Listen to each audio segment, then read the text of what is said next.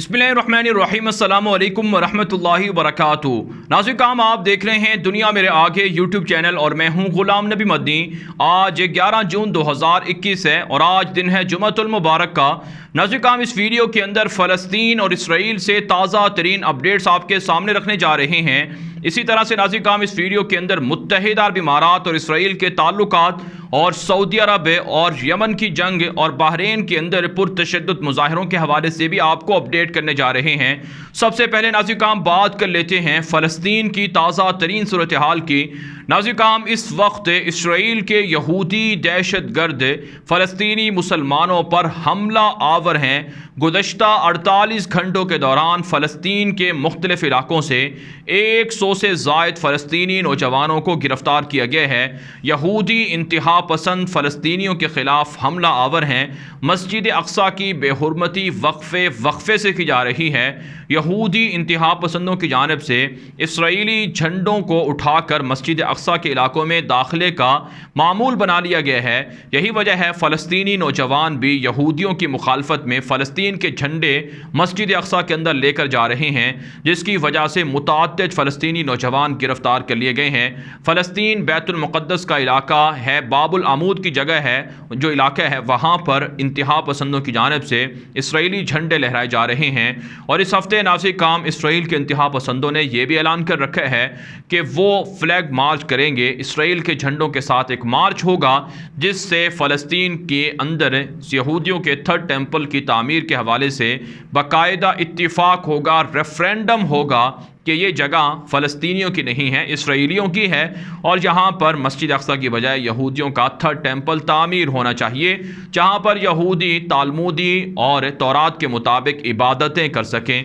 नाज़रीन काम इसके लिए नेतन्याहू जो हुकूमत खो चुका है वो अपोजिशन का अब इत्तिहाद के अंदर शामिल है, अपोजिशन को वो हेड कर रहा है नेतन्याहू की जानिब से। और इसी तरह से दीगर जो इंतहा पसंद यहूदी हैं, जो सियासतदान हैं, फ़ौजी हैं, उनकी जानिब से यहूदियों को उकसाया जा रहा है कि वो फ़लस्तीनी इलाकों में जाकर फ़लस्तीन के बजाय इसराइली झंडे लहराएं और मुसलमानों की ज़मीनों पर कब्ज़ा करें।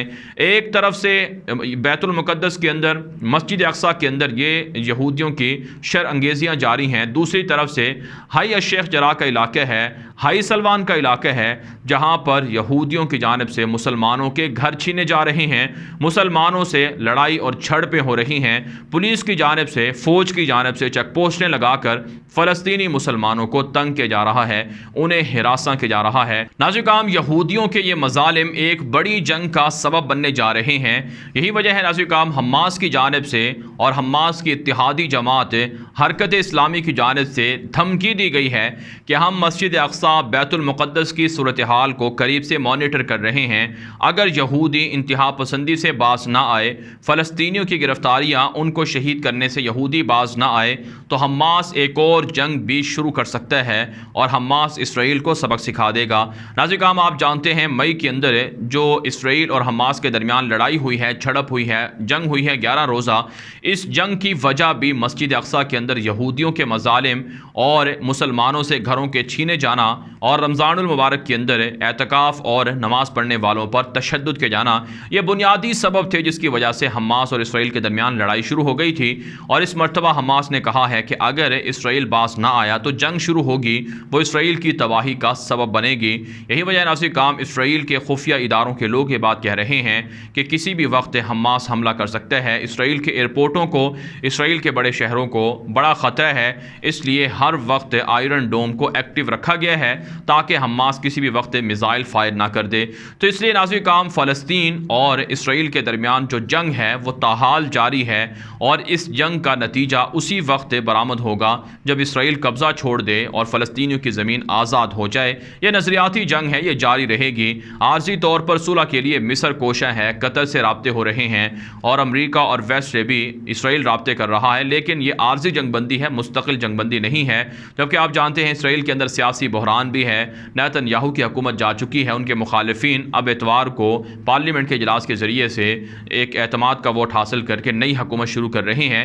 लेकिन बहरहाल काम नई हुकूमत और पुरानी हुकूमत में किसी भी तरह का फ़र्क नहीं होगा, क्योंकि यहूदी जो हुकूमत को लीड करते हैं या पीछे जो उनके दिमाग हैं वो मुसलमानों की ज़मीनों पर कब्ज़ा करने के लिए यहूदियों को उकसाने के हैं। लिहाजा ये जंग बड़ी तेज़ी से एक बड़ी जंग के अंदर बदलने जा रही है। इसके लिए मुसलमानों को तैयार रहना होगा और हमास के लीडरों को, हमास के लोगों को हथियार भी तैयार रखने होंगे।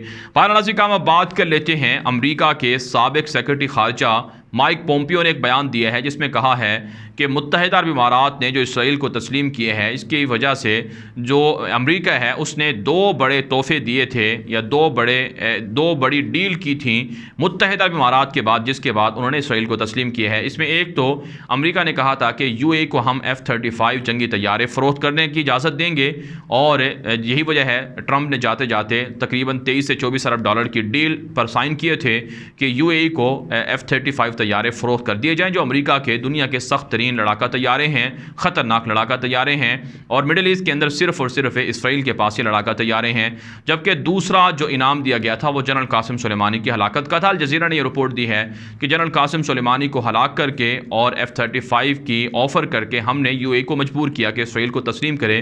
तो ये बुनियादी तौर पर इनके दरमियान डील हुई थी, लेकिन हकीकत ये है कि ये डील, इसके ख़िलाफ़ पूरी दुनिया के मुसलमान हैं। अरब दुनिया के अंदर, UAE के अंदर, दीगर जगहों पर इसके ख़िलाफ़ आवाज़ें बुलंद हो रही हैं। एक ख़बर ये भी सामने आई है कि जो सऊदी अरब की हुकूमत है वो भी इसराइल से खुफिया जो टेक्नोलॉजी है वो हासिल कर रही है ताकि मुखालिफिन के मोबाइलों की जासूसी की जा सके, लेकिन सऊदी अथॉरिटी ने इस पर कोई कमेंट नहीं किया है।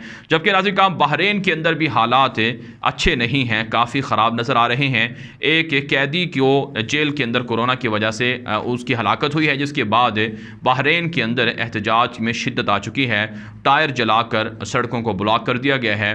पुरतशद्दुद एहतजाज में दर्जनों लोग गिरफ्तार हुए हैं। आप जानते हैं बहरीन के अंदर ईरान नवाज लोगों का भी काफ़ी वहाँ पर उनका और हुकूमत के दरमियान लड़ाई होती रहती है, और ईरान से ताल्लुक़ रखने वाले बहुत से लोग गिरफ्तार होकर जेलों में भी जा चुके हैं। लेकिन बहरहाल बहरीन भी इसराइल को तस्लीम कर चुका है। इस वजह से बहरीन के निज़ाम को और हुकूमत को भी काफ़ी मसाइल और परेशानियों का सामना है।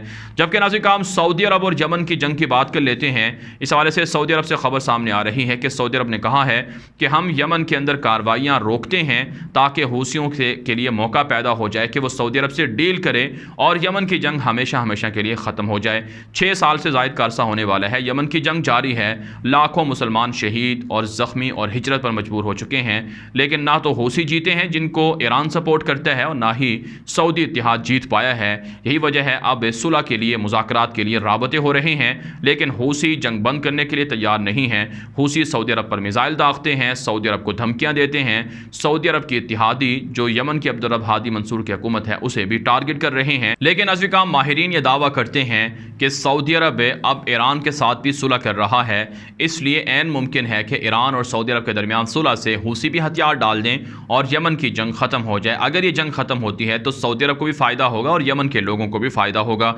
जबकि नाज़रीन सऊदी अरब से एक और ख़बर सामने आ रही है कि सऊदी अरब के अंदर एक कानून था कि बग़ैर महरम के किसी भी औरत को तन्हा सफ़र करने की इजाज़त नहीं है और ना ही वो तन्हा कहीं पर क़याम कर सकती है, होटल वगैरह के अंदर है। बुनियादी तौर पर ये जो कानून था वो इस्लाम का कानून है और शरी तालीमात हैं कि बग़ैर महरम के औरत सफ़र नहीं कर सकती है। अहादीस के अंदर ये चीज़ें वारिद हुई हैं, तो ये कानून कहा गया है कि ख़त्म कर दिया गया है। अब सऊदी अरब के अंदर ख़वातीन बग़ैर महरम के सफ़र भी कर सकती हैं और होटलों के अंदर क़याम भी कर सकती हैं। इस पर सऊदी अरब के मुखालिफिन का दावा है कि इससे फहाशी और यानी में मदद मिलेगी। लिहाजा सऊदी अरब सेकुलरिज्म की तरफ, लिबरलिज्म की तरफ, रोशन ख्याली की तरफ बढ़ रहा है, जिससे सऊदी अक़दार को, रिवायात को नुकसान होगा। मोहम्मद बिन सलमान के इन रोशन ख्याली के जो इक़दामात हैं इसको दुनिया भर के मुसलमान तनकीद का निशाना बनाते हैं, लेकिन सऊदी अरब के जो वली अहद हैं मोहम्मद बिन सलमान वो कहते हैं कि हम किसी पर जबर नहीं कर सकते हैं, वो अपनी मर्ज़ी के मुताबिक जो करना चाहें कर सकते हैं, लेकिन सऊदी अरब के कुछ कवानीन हैं उनको तोड़ना ये काबिल सज़ा जुर्म होगा। लेकिन बहरहाल जो मुखालिफिन हैं वो कहते हैं कि अमरीका और यूरोप की खुशनुदी के लिए जो रोशन ख्याली का सफ़र शुरू हुआ है ये सऊदी अरब के अंदर इंतशार और बदमनी और फसाद का सबब होगा, इसलिए ऐसे इक़दामात से सऊदी अरब को गुरेज करना चाहिए। बहरहाल नाज़रीन इस वीडियो के हवाले से आपकी क्या राय है, अपनी राय कॉमेंट के जरिए से ज़रूर हम तक पहुँचाएँ। मज़ीद खबरों के लिए आप हमारे ट्विटर अकाउंट ग़ुलाम नबी मदनी को लाजमी फॉलो कर लें, जहाँ पर दुनिया भर से लम्हा बलम्हा सूरत हाल आपको अपडेट की जाती है और वहाँ पर तस्वीर और वीडियोज़ भी अपलोड होती हैं अफ़गानिस्तान से मुताल्लिक, फ़लस्तीन से मुताल्लिक, कश्मीर और दीगर जगहों से मुताल्लिक। इस वीडियो के हवाले से अपनी राय कॉमेंट के ज़रिए से लाज़मी बताइएगा। आज के लिए इतना ही, इजाज़त दीजिए। अल्लाह हाफ़िज़।